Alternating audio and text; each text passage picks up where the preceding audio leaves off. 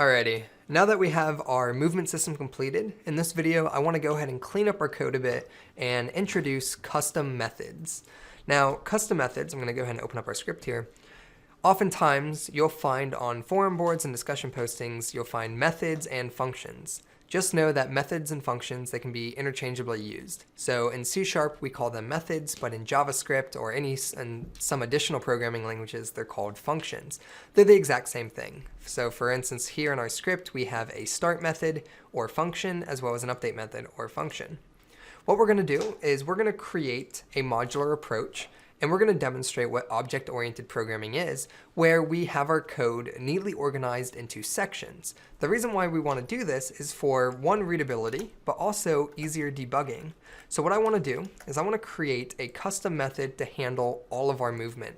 And the reason for that is if we have an issue down the road, we know where to look. So if we ever experience a bug in our movement code, well, we have a function dedicated to movement, and it narrows down where we have to debug our program. So also, it's just a great way to clean up our project. So right now, we have this update cluttered with all of our movement code, but what we're going to be doing later in the section is it's going to handle our shooting code, it's going to handle how we handle our power-ups, and it's going to handle all of our animation and all of our effect code. Now, our update method is our game logic loop. It's where all of our game logic essentially is going to be handled and ran. So it's never a good idea to keep it cluttered. So we're going to start by creating a custom movement method. So let's go ahead and create a new method. You can call it private void. The reason why it's going to be private is because it doesn't need to be public. Public would allow us to access it from another script. So for movement, it's specific to the player. So we're going to go ahead and say private void. We'll go ahead and call it movement. All right. And what I want to do is I want to copy everything inside of update, and I would like to paste it inside of movement. Now what we can do is we can delete everything inside of the update method, and you can call our movement method like so. We can just initialize it. We call movement with parentheses and a semicolon. What we're doing here is we are initializing the movement method. So every frame we're calling the movement method, and all of this code will be ran. Now, as you can see, it's a lot more cleaner, and we can now use the update method to handle more game logic without getting in the way of our movement code. There's another thing I want to clean up and demonstrate for you guys. When it comes to creating variables, the reason why I made this public is so that we can see it in the inspector. Watch what happens if I change this to private. Go ahead and save that. And let's head back to Unity and look at our player.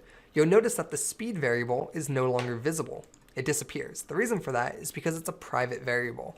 And oftentimes when you're creating software or making games, you really want to take into consideration your variables and methods.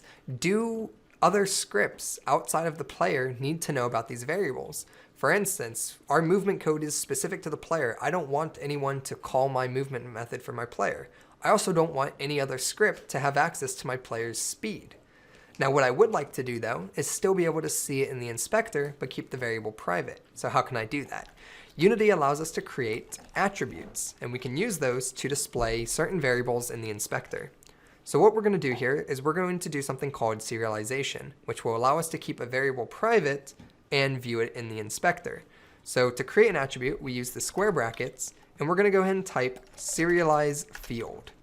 Now, when I save this, if there's a variable underneath it, the variable is still private. However, we can edit it now in the inspector. And the reason why you'd want to do that is because it's easier to develop in prototype. You might have a designer that wants to come in, but what's important to know is that the access modifier is private and only the player can access it. But I can change this freely in the inspector, and I can develop as normal.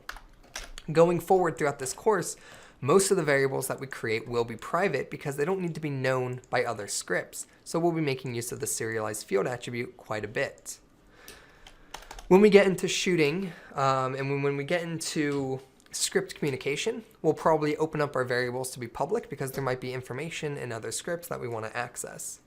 So that wraps up our player section. In the next section, we'll be getting into shooting and moving forward.